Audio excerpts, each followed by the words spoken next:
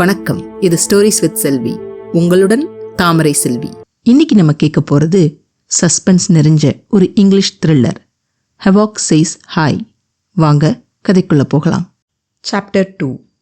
Transition. Few months back, if anyone would have asked whether I, a person who led a calm and normal life, would have to face a call like that, I would have laughed at them. But now, it was different. Everything started on the final day of my training at Expedious Consultancy Services. Things which would change my life in a way that it could never revert back to normality. Trivandrum, 8th July, 6 p.m. I was fiddling with the golden ring in my right hand, thinking of the things which had happened to me until I reached there. The brightly lit auditorium was huge, but still it was not large enough to hold the anxiety and the happiness flowing out of the frolic crowd. The 10 days intense management training, with gun to the head assignment submission dates, pushed my fellow MBA graduates to the boundaries of their physical as well as mental stability, putting their skills to test. However, it was all over then. The HRs had wrapped it up. That was my final day in Trivandrum. Tension and anxiety was nothing new for us MBA graduates. I enjoyed it. Life always had a way of playing with my happiness. And it did happen at that moment. It was a crowd of 192 MBAs from all around the country. Not a single person could manage to know everyone. 10 days were not enough to remember everyone by name.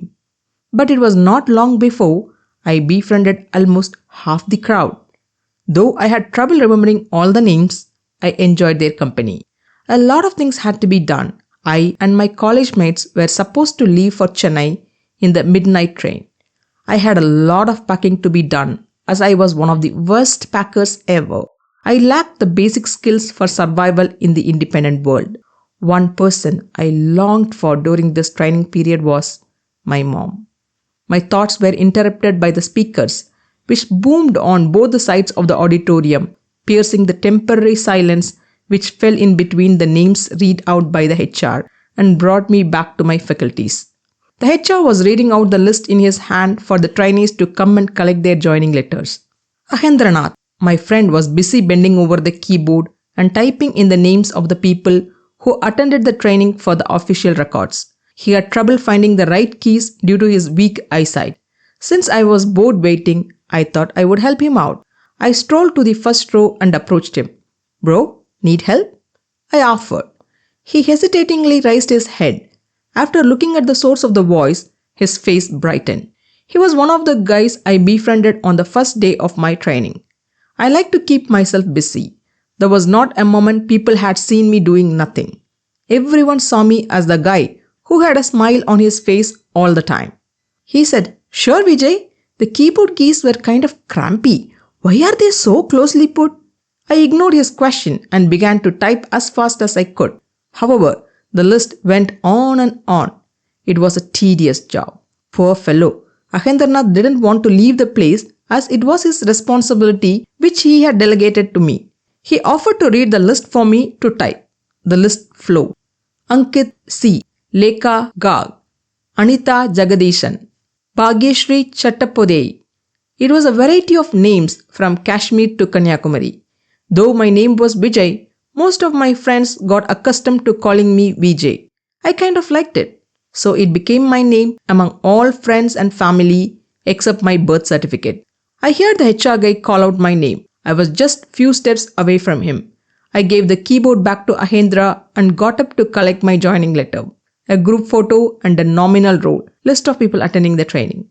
Signed there, he ordered me without even looking at my face, and added, "And check your employee ID in the nominal roll." His tone was customary. He had said it a million times that it became of a routine statement. I dug my hands into my pocket in search of my pen. I stopped digging as my hands touched my bare leg. My side pocket of my pants had a burrow-sized hole and my pen had fell down at God knows where. The HR gave me an annoyed look. I turned to my left to see if I could loan a pen from someone, and that's when I saw her. The girl in a pink chudidar and white shawl, with wavy hair and Beatrice complexion.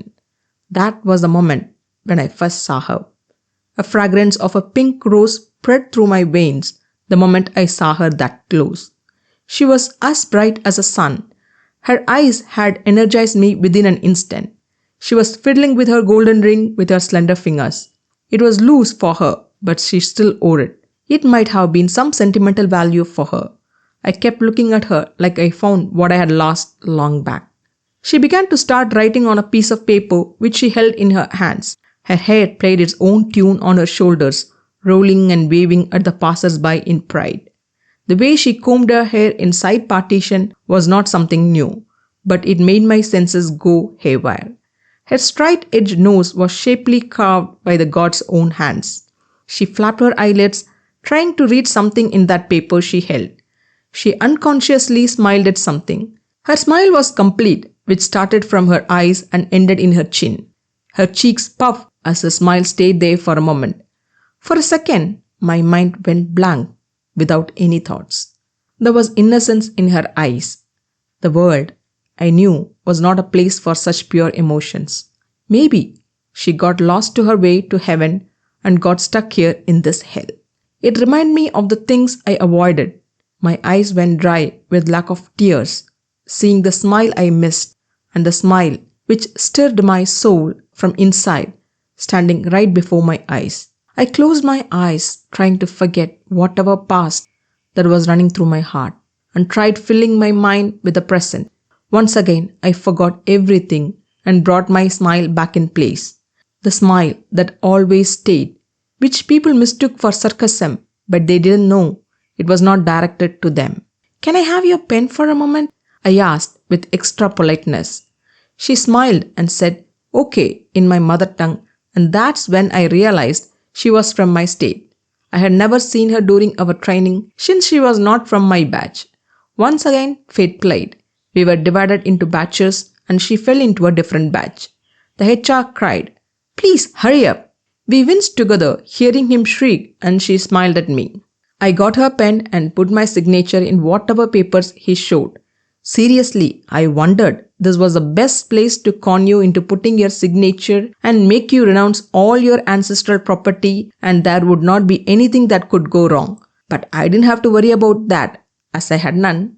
At last, I got my offer letter to my financial freedom. When I turned back, she was still there. It didn't strike me until her eyes directed mine towards a pen. "Oh, sorry," I said and handed over her pen. "It's okay," she said with an air of ease. I definitely could tell there were a lot of girls who possessed beauty, but only a few knew how to carry one, and she was certainly one of them. The way she turned or said "it's okay," I couldn't tell, but within a minute, she made an impact of a lifetime on me. Why didn't I talk to her before? I cursed myself. I wanted to stay and I wanted to leave. At last, her eyes, without her knowing, tempted me to stay and continue the conversation, so I prolonged it. "Anita Jagadishan, isn't it? You're from..." I tried recollecting information about her from my memory. "I'm from Chennai, and you are too, right?" She replied with an affirmative answer, and her question followed, for which I nodded with a smile. "Sorry for not introducing myself. I am Vijay. I spelled my name with style," for which she answered with a smile. "I know. Vijay from Anna University. Heard your never-ending questions to the guest lecturers." She smiled. I was for once proud of being myself, the one with all the attention. "Wait a second. Never-ending questions?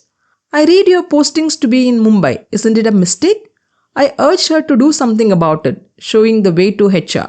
She smiled and replied coolly, "No, actually I did my MBA in SIBM, so thought I would work in Mumbai. Mumbai holds a lot of opportunities." She knew what she did, unlike me. I made a mental note of it and grinned inside. I just had 2 words to say. "That's cool."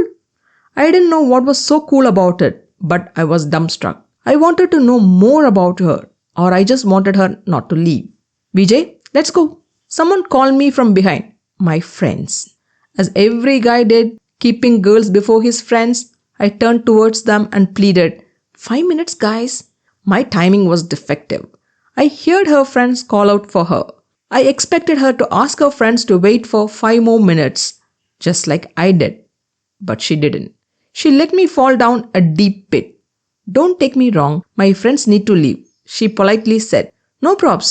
It was nice talking to you, I replied, hiding my devastated expectation. So it was farewell, I said to myself. See ya, I waved to her. She smiled at me, but didn't say anything. Or maybe she knew she would see me again. And the things after that were just the usual packing and getting into the train stuff. I was sitting in the coach with my friends surrounded. I was immersed inside the incidents that happened during the day. Those were not extraordinary events that happened, but ordinary events which made an extraordinary impact on me. I closed my eyes and pushed all my thoughts to the back of my brain. I wished I had known her at least 2 days before that day, but it was all written in fate. I smiled at my helplessness, and I said to myself, it's done as the gods will. மீண்டும் அடுத்த அத்தியாயத்தில் சந்திப்போம். நன்றி, வணக்கம்.